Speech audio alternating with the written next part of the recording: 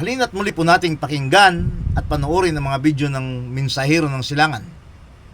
Dahil sa mga video pong ito, dito po natin masumpungan ang mga kasagutan sa atin pong mga matagal ng katanungan. Tara po, panoorin po natin.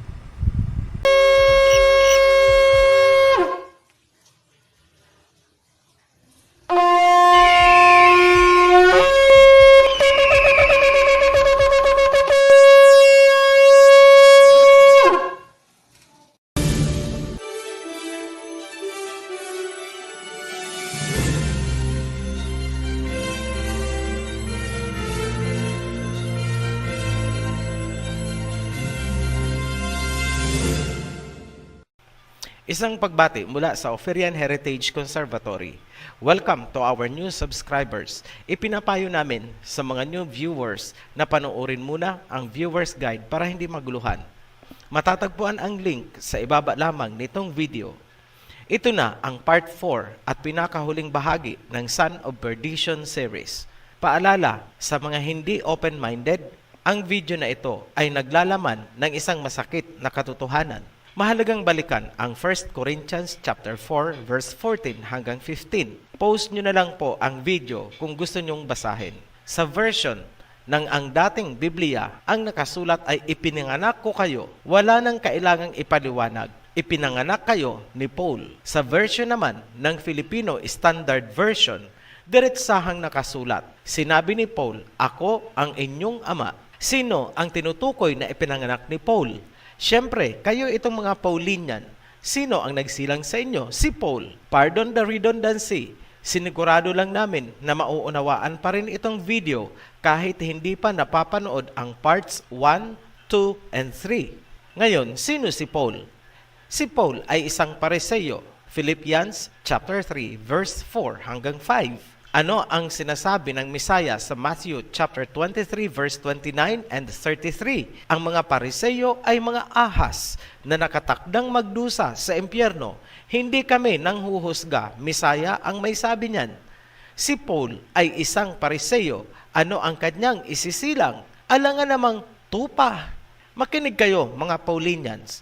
Nagpapakilala ang nagsilang sa inyo. Kung hindi nyo siya kikilalanin bilang nagsilang sa inyo, anong klase kayong mga anak? Lapastangan. At kung kikilalanin nyo naman siya bilang nagsilang sa inyo o bilang inyong ama, kailangan nyo ring tanggapin na Pariseo ang nagsilang sa inyo. At sabi ng Mesaya, ang Pariseo ay ahas. Bilang anak, ano ang habilin ng nagsilang sa inyo? Ito ang sabi niya sa 1 Corinthians chapter 4 verse 16. Nakikiusap ako, tumulad kayo sa akin. Ano ulit ang sabi ng Mesaya? Ang mga Pariseo ay ahas. Ano ba ang ginagawa ng ahas? Nanunuklaw. Ano ang sabi ni Paul? Anak, gayahin niyo ako. Ano ang ginagawa ng ahas? Nanunuklaw. Wala kaming magagawa kung nagagalit kayo. Hindi kami nang aatake. Naglalahad lang ng salita ng Mesaya. Nasusulat naman lahat sa Biblia ang sinasabi namin. Bakit kayo magagalit? Kung papansinin, inihabili ng Mesaya kay Peter ang pangangalaga sa mga believers. Ibig sabihin, ang mga assemblies ay kumakapit sa salita at mga katuruan ni Peter. Unang tanong, tinanggap ba si Paul ng mga apostoles at ng mga tunay na assemblies ng Mesaya? Salamat sa mga tagapagtanggol ni Paul na ginamit ang 2 Peter chapter 3 verse 15 hanggang 17. Lalo nyo lamang idiniin si Paul. Nakaligtaan na namin itong ebidensya. Kaya, salamat ulit. Binanggit ninyo. Himayin natin ang inyong ibinabato. Magbubumerang ito sa inyo. Una, tungkol saan ang buong chapter 3 para maunawaan ang sinasabi ni Peter. Sa verse 4, sinabi ni Peter na huwag magpapadaig sa mga nangungutya at nagsasabing, nasaan na ang muling pagbabalik? Diyan mo mauunawaan kung tungkol saan ang buong chapter. Ang concern ni Peter ay ang pagkakainip ng mga believers sa muling pagbabalik ng Mesaya. Kung kaya, sinabi ni Peter sa verse 8 na ang isang araw sa Mesaya ay katumbas ng 1,000 taon sa atin. Sinundan niya ito ng mga encouragement na huwag maiinip, maging matatag, at magpakabuti. Yan ang premise na tinanggal nyo noong nag-copy-paste kayo sa comment section. Itong bahagi lang kasi ang gusto ninyo. Verse 15, hugot, tapal. Sinabi ni Peter na kahit si Paul ay maraming sinulat tungkol dito, alin ang tinutukoy na dito? Yung tungkol sa muling pagbabalik na nasa itaas ng verse na pinutol nyo. Sinabi ni Peter na may sinulat din si Paul. Tama, meron nga. Pero ano ang comment ni Peter tungkol sa mga sinulat ni Paul? Number 1, mahirap unawain. Number 2, mga nanlilin lang ang gumagamit. Verse 17, sinabi ni Peter, alam nyo kung ano ang totoo. Mag-ingat kayo at huwag patatangay dito sa mga error o kamalian. Ayan, nagbibigay si Peter ng warning tungkol sa mga sinulat ni Paul dahil mahirap nang unawain, ginagamit pa ng mga nanlilin lang. Ngayon, Paulinian, sino ang nanlilin lang gamit ang kasulatan ni Paul tungkol sa second coming?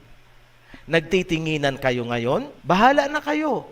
Basta maliwanag ang sinabi ni Peter na ang mga gumagamit ng salita ni Paul ay mga nanlilin lang. Kaya binilinan niya ang mga believers na huwag maniniwala. Magalit kayo kay Peter, huwag sa amin. You are misquoting 2 Peter chapter 3 verse 15 hanggang 17. Walang sinasabi doon, either expressed or implied, na tinanggap ni Peter ang salita ni Paul.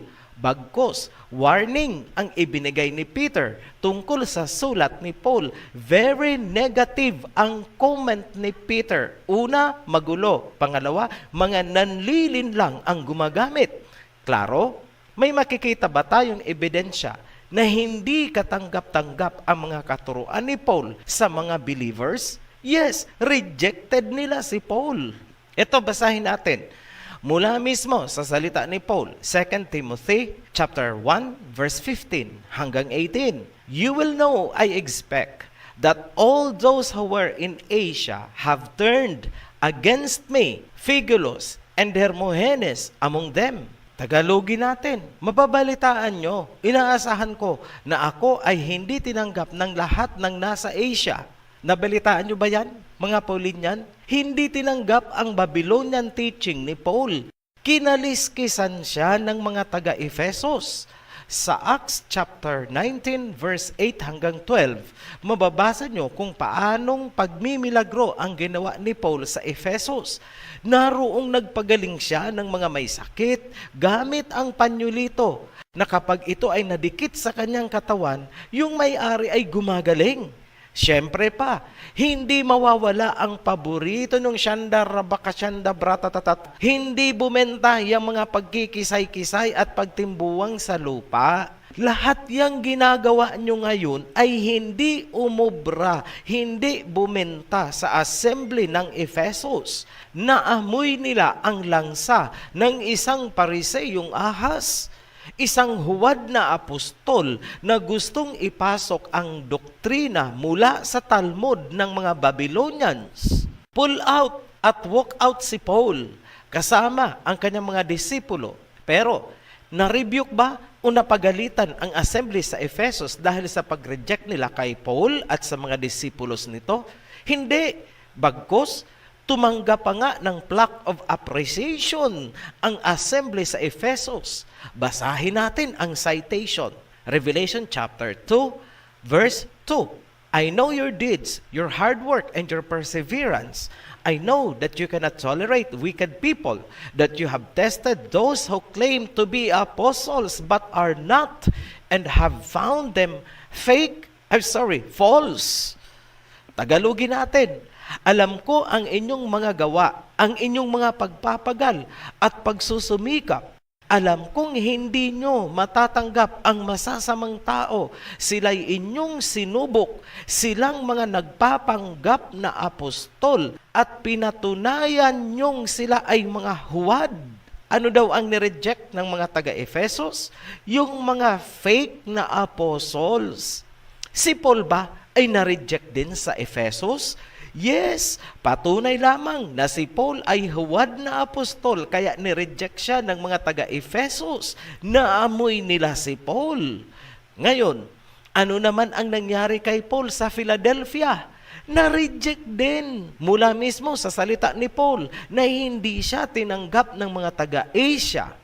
Para maunawaan, balikan natin ang pagpapakilala ni Paul sa kanyang sarili. Sa Acts chapter 22 verse 3, nagpakilala siyang Hudyo. I am a Jew born in Tarsus of Cilicia. Hindi rin umubra ang kanyang pagbabalat kayong Hudyo sa Philadelphia Assembly. Alam kasi ng Philadelphia na walang tribe of Judah o Hudyo na magtuturo ng may kahalong Babylonian at Greek doctrines. Reject din nila si Paul. At syempre pa, may plaque of appreciation din si Philadelphia. Basahin natin ang citation. Revelation chapter 3 verse 9. I know your deeds. See, I have placed before you an open door that no one can shut. I know that you have little strength, yet you have kept my word and have not denied my name. I will make those who are of the synagogue of Satan, who claim to be Jews, though they are not, but are liars. I will make them come and fall down at your feet and acknowledge that I have loved you. Klarado ang citation. Ang mga naghuhudyo-hudyuhan kasama dyan si Paul at ang kanyang mga galamay ay mga synagogue of Satan na paluluhurin sa paanan ng Philadelphia Assembly. Later pa po natin tatalakayin ang mga assemblies na yan, yung 7 candlesticks. Pero magpapauna lang kami ng kunting impormasyon.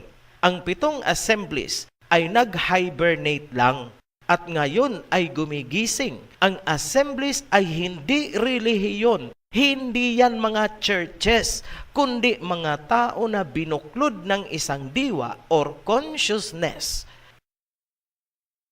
May napakahalagang salita ang Mesaya na gusto naming ipasilip sa inyo.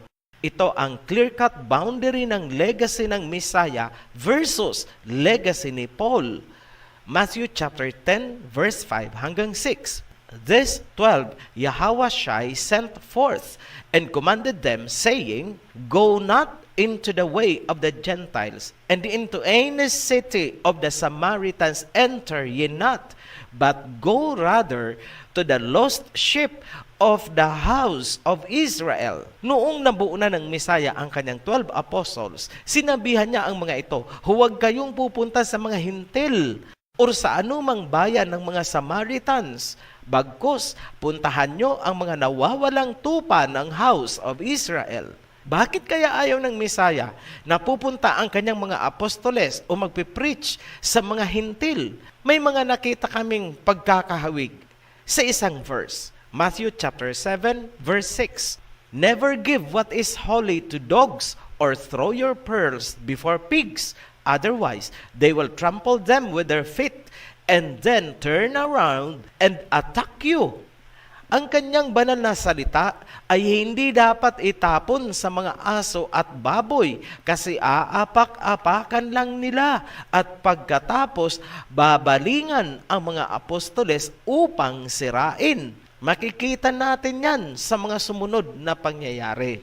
Kung pinagbawalan ng Mesaya ang mga apostoles na pumunta sa mga Gentiles, ibig sabihin, hindi ang mga apostoles ang nagturo sa mga Gentiles. It follows na ang mga katuruan na natanggap ng mga Gentiles ay hindi dalisay tulad ng sa mga apostoles. Kung ang katuruan na natanggap ng mga Gentiles ay hindi dalisay, ibig ding sabihin, ang anumang katuruan na kanilang ipapasa ay hindi maghahatid ng kaligtasan.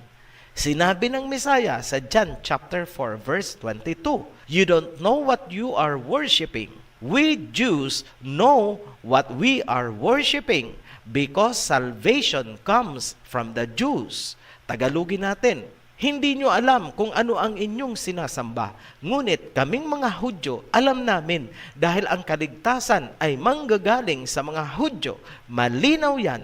So ano ang pinopoint out natin dito? Number 1, pinagbawalan ng Misaya ang mga apostoles na mag-preach sa mga Gentiles. Number 2, ang utos ng Misaya sa mga apostoles ay hanapin ang mga nawawalang tupa ng lahi ni Jacob, gaya ng babaeng Samaritana na hindi niya alam na siya pala ay Israelite at hindi Samaritan. Number 3, ang kaligtasan ay manggagaling sa mga Hudyo at hindi sa mga Gentiles. Ngayon, tandaan natin na ang utos ng Misaya sa mga tunay na apostoles ay hanapin ang mga nawawalang tupa ng Israel ni Jacob. Hindi sila pinapapunta sa mga Gentiles. Bakit binibigyan natin ng diin ang puntong yan? Kasi gusto naming subukan yung i-trace kung saan galing ang mga doktrinang sinusunod nyo. Sa mga Hudyo ba? Or baka sa mga Gentiles yan galing? Tandaan, ayon mismo sa Misaya, ang kaligtasan ay magmumula sa mga Hudyo. Noong si Paul ay na-reject sa mga assemblies, pumunta siya at nag-preach sa mga Gentiles. Nakabuo siya ng grupo sa Antioch kung saan unang umusbong ang Hellenistic Christianity sa kanyang pamumuno.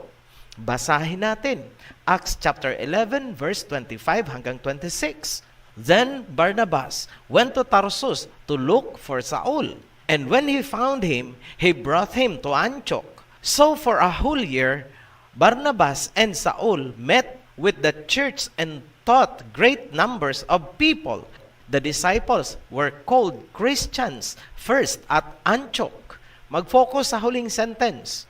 Ang mga disciples ay unang tinawag na Christians. Saan? Sa Antioch. Hindi ba kayo nagtataka? Bakit of all the places, mga Gentiles pa sa Antioch ang pinagmulan ng salitang Christian?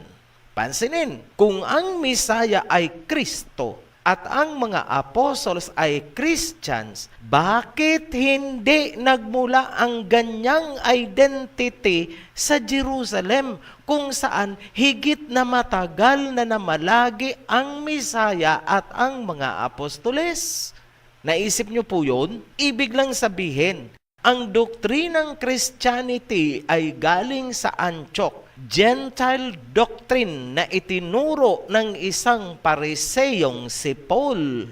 Wala po kayong makukuha sa Biblia na nag-preach doon sina Peter dahil sumusunod si Peter sa instruction ng Misaya na huwag mag-preach ng Gentiles kundi hanapin ang mga naliligaw na Israelita. Malinaw na doktrina ni Paul ang bumuo ng grupo sa Antioch at tinawag nilang Christians ang kanilang mga sarili. Sila ang mga first fruits ni Paul. Kung uunawain mo ang buong Acts chapter 11, malinaw na buo na ang grupo ni Paul sa Antioch noong bumisita doon ang mga apostoles. Bakit tinawag ng grupo na Christians ang mga apostoles na pumunta doon? Sino ang nagturo sa kanila na tawaging Christians ang mga apostoles? Siyempre, ang kanilang teacher, si Paul. Lumalabas na ginamit lang ni Paul ang mga apostoles upang isulong ang kanyang hangarin. Tandaan, ang mga apostoles ay mga Hudyo, hindi sila Christians. Ang tunay na pangalan ng Misaya ng mga Hudyo ay Hebrew at hindi ang Greek na Jesus Christos. Lumilitaw na hinayjack lang ni Paul ang istorya ng Misaya at ng mga apostoles upang itayo ang kanyang Hellenistic Christianity sa Antioch. Iniharap ni Paul ang mga apostoles sa Antioch para paniwalain ang kanyang mga followers na siya ay kabilang din sa mga apostoles. Pinaniwala niya ang mga taga-Antioch na ang mga apostoles ay Christians din gaya nila. Diyan magaling ang isang pariseyo. Sinabi yan ng Mesaya na may pinong-pino silang paraan sa pambabaluktot. Kung napanood nyo ang The Seal of the Father series, malalaman nyo na ang tunay na pangalan ng Mesaya ay Yahweh Shai, hindi ang Greek na Jesus Christos. Alam nyo na ngayon, bakit sinabihan ng Mesaya ang mga apostoles na huwag hahalo sa mga Gentiles? Mai-exploit kasi ang kanilang mga identity at pagkatapos sisirain sila. Alam ng Mesaya ang gawi ng mga Gentiles. Ngayon, sino ang katulong ni Paul sa pagtatag ng kanyang bagong grupo na naging Christianity? Acts chapter 13 verse 1. Now, there were in the church that was at Antioch certain prophets and teachers, as Barnabas and Simeon that was called Niger, and Lucius of Cyrene, and Manaen, which had been brought up with Herod the Tetrarch and Saul. Ayan, lumutang din ang koneksyon nila sa Herod Tetrarch at kay Saul. Hindi lulutang ang pangalan ng Herod Tetrarch kung walang kaugnayan. Huwag kalimutan ang Romans chapter 16 verse 11 kung saan binabati ni Paul si Herodion ang kanyang kamag-anak. Ngayon, si Paul ay hindi ordinaryong Roman citizen. Nakadikit siya sa pamilyang Herodes. Pansinin nyo, habang ino-organize ni Paul ang grupo niya sa Antioch, saka pinatay ni Herodes si James na kapatid ni John. And soon after, ipinahuli din si Peter upang patayin din. Nangyari yan sa kasagsagan ng pagtatayo ni Paul ng kanyang grupo sa Antioch. Mababasa sa Acts chapter 12 verse 1 to 4.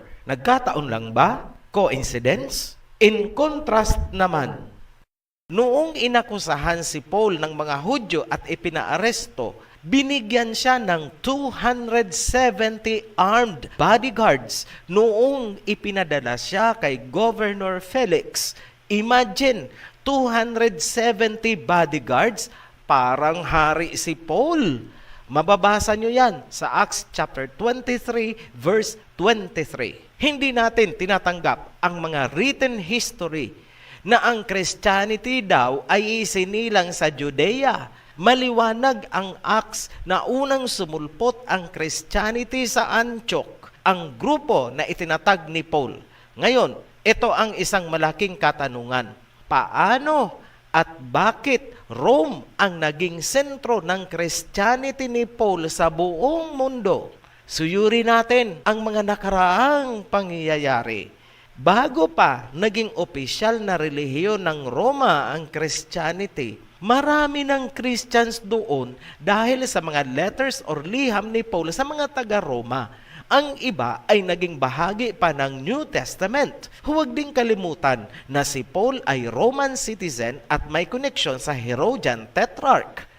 Sa panahon ni Nero, pinatay sina Peter at Paul. Regardless kung ano ang naging political climate ng Rome noon, tuloy-tuloy na kumalat ang Christianity na nagmula sa Antioch. In the year 313 AD, inilabas ni Emperor Constantine ang Edict of Milan. Dito nabigyan ng legal status ang Christianity. Year 325 AD naman, binuo ni Emperor Constantine ang Council of Nicaea. Ito ang pagtitipon ng lahat ng Christian leaders upang formal na buuhin ang foundation ng Christendom legacy ni Paul. Nabuo ang Nicene Creed. Noong year 380 AD naman, inilabas ni Emperor Theodosius ang Edict of Thessalonica. Ipinag-utos nito na tangkilikin ang Nicene Christianity bilang official religion ng Roman Empire. Lahat ng susuway ay mapipersecute. Ang Edict of Thessalonica ay crystallization ng son of perdition na sinasabi sa 2 Thessalonians chapter 2 verse 3. Dahil sa Edict of Thessalonica, Nagkaroon na ng religious at political power ang legacy ni Paul. Isa na itong empire na may mga galamay sa buong mundo. Bagamat nagkaroon ng Reformation at Protestantism noong 16th century, magkakasundo ulit yan dahil sa ecumenism ng Vatican. Alam nila na kailangan nilang magkaisa ulit dahil muling bumabangon ang 7 assemblies ng Misaya. Bago tayo magpatuloy, recap ulit natin ang mahahalagang punto. Number 1, unang lumutang ang Christianity sa Antioch, hindi sa Jerusalem. Number 2, si Paul ang central figure sa pagsilang ng Christianity sa Antioch. Number 3, kumalat ang Christianity sa Roma sa pamamagitan ng letters ni Paul sa mga taga-Roma. Number 4, nabuo ang legacy ni Paul sa pamamagitan ng Council of Nicaea. Number 5, ang Nicene Christianity ay nagkaroon ng kapangyarihan noong ito ay tinangkilik na ng Roma sa pamamagitan ng Edict of Thessalonica. Ngayon, ano ang sumunod na major milestone sa legacy ni Paul? Mahalagang balikan ang 1 Corinthians chapter 4 verse 14-16. Very ironic dahil tila hindi alam ni Paul na siya ang katuparan ng kanyang sinusulat. Number 1, nagpapatawag ng Father. Number 2, iniaangat ang sarili bilang Elohim. Sa verse 16, inihabilin niya ni Paul sa kanyang mga anak na gumaya sa kanya. Natupad yan. Noong wala na si Paul, itinuloy ng kanyang mga anak ang kanyang sinimulan. Isinilang ang papasi. Ganon din ang katangian. Nagpapatawag din ng Father, iniaangat din ang sarili bilang Elohim. Hindi na natin tatalakayin ang tungkol sa pagpapatawag ng Father dahil obvious na ang kahulugan ng salitang Pope ay Father. Kahit saan nyo kalkalin yan. Ngunit, may higit pa tayong dapat silipin. Paano iniangat ng Pope ang kanyang sarili kapantay ng Elohim? Eto siya. Sinabi ni Pope Leo XIII noong 1894, "We hold upon this earth the place of the Almighty God." Very self-explanatory po ito. At huwag niyo pong sasabihin na taken out of context. Tagalog, hawak namin sa mundong ito ang posisyon ng Panginoon. Ibig sabihin, ina-assume nila ang pagiging Panginoon dito sa mundo. Ang reference natin, Preclara Gratulationes Publicae, The Reunion of Christendom, 1894. Kung titingnan natin ang kabuuan, ang Christianity, ang buong Christendom at ang papacy ay legacy ni Paul. Lumalabas na ang pundasyon ng lahat ng yan ay si Paul at hindi si Peter. Si Paul ay Pariseo at sinabi ng Mesaya na ang mga Pariseo ay brood of vipers and serpents. Hindi nakakapagtaka kung pinakakang banal ng Pope ang serpent. Bilang pagbibigay diin sa mga salita ni Paul, sinabi ni Pope Francis na ang Mesaya ay naging serpent, ahas na pumapatay at ahas na magliligtas. Grabe! Parang sinabi niya na ang Mesaya ay ahas at ang ahas ay Mesaya at sila ay iisa. Ganun ang dating ng mensahe. Ito basahin namin. The serpent, the pontiff clarified, is a symbol of sin, the serpent that kills, but the serpent that saves.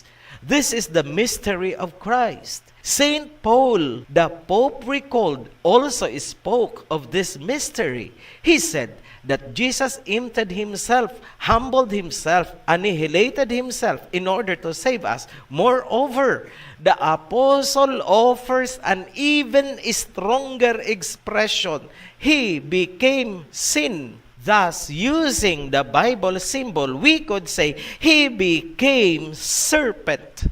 Very evident sa legacy ni Paul, ang serpent divination mula mismo sa salita ni Pope Francis.